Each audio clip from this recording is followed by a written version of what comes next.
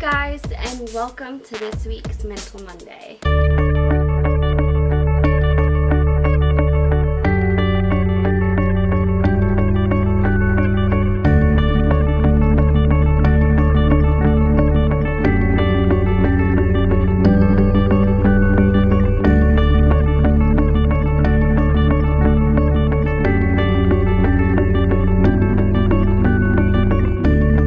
So for this week's Mental Monday, I actually wanted to talk about something that I got a comment about. A couple weeks ago, I posted a video asking for questions for a mental health Q&A, and I'm still looking for more. I would love to see what questions around mental health you guys would like to see answered. But one of the comments I got on it requested talking about anxiety. And this is one that I debated doing a whole video on again, because I did do one, but it wasn't super focused on what anxiety was. It was more about how I deal with anxiety and how I try to handle my anxiety, and kind of telling my story of how my anxiety has grown. So I thought I would talk about just the whole idea of anxiety, what it is, what it's considered, what kind of criteria it has for being diagnosable, get more into the technical terms with it. Anxiety at the most basic level is, to me, a physical representation of what's going on in your mind. So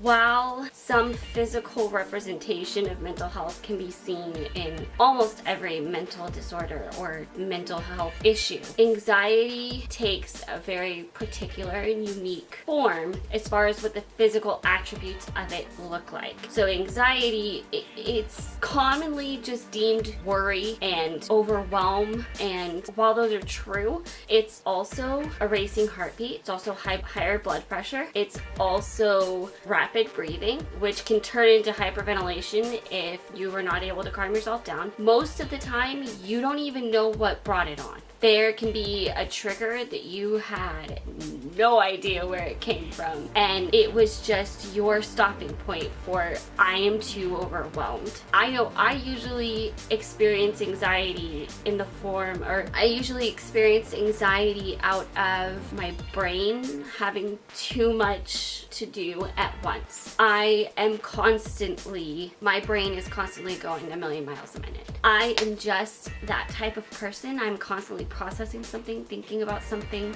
Yes, there's worry, but what the thought is looks different for everybody. So it's not a specific thought, it's a stressor. Whatever that thought is a stressor for you. And the stress that that thought puts on your body overwhelms your system, overwhelms your brain, and there's anxiety in reaction to that. For me, it's usually when my brain's trying to do too much at once, and then one more thing gets added to think about, or one of the things I'm already trying to figure out gets more complicated than it already was. It goes from stress to anxiety and feeling really overwhelmed. There are the situations where it is a fear of something not happening, a fear of something might happen, just a fear of something going a bad way and me not being able to have control over it enough to make sure it's okay. That definitely happened, but most of the time it's a lot of things piled onto each other. It's not one specific thing. So instead of, I'm afraid of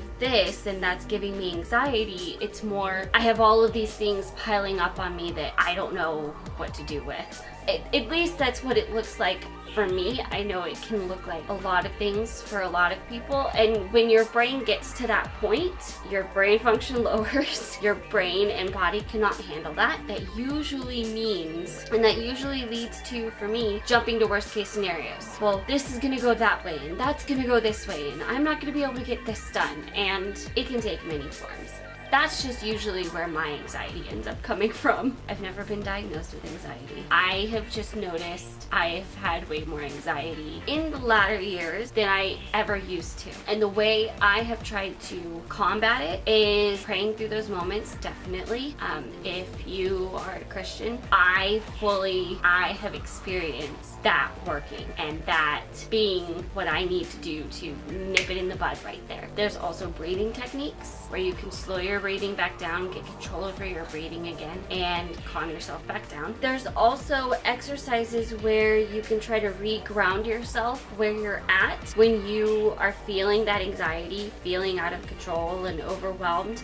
And look around you and focus on things in this moment rather than all the things rattling around in your head right now. So in a moment of anxiety or a panic attack, trying to calm yourself down enough to look around and ask yourself, okay, what am I seeing? And list off, whether in your head or even verbally out loud if you need to, what you see. I see a shoe rack, I see a door, I see a curtain.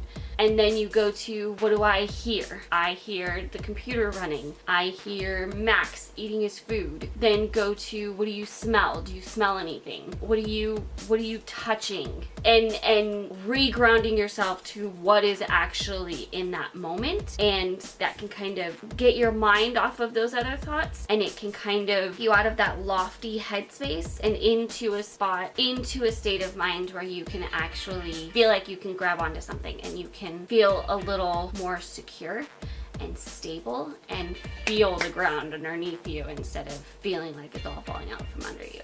I know those things can be very, very helpful. It can have you focused on specific things instead of what you were focused on, and it can really help you get more present in that moment and not in all of the things that you were just thinking about that gave you anxiety. So again, it's a tool. I always caution with that kind of stuff that those are tools. They are not the cure. So with disorders like anxiety or even the bipolar, schizophrenia, borderline personality disorders, all of the exercises you can do and all of the ways you can get out of the heightened state of those disorders is a tool for the moment to help you cope. It's a coping mechanism. And then once you have re-grounded yourself, once you've calmed yourself back down and you are in a better state of mind to handle it, then doing the work to try to make sure you don't get to that point again. Because all that does is get you out of that point, and now you have to make sure that you don't get to that point again. So that was a coping mechanism for when I get in that moment. If I have this huge moment of overwhelm and I have no other way of getting out of it, or I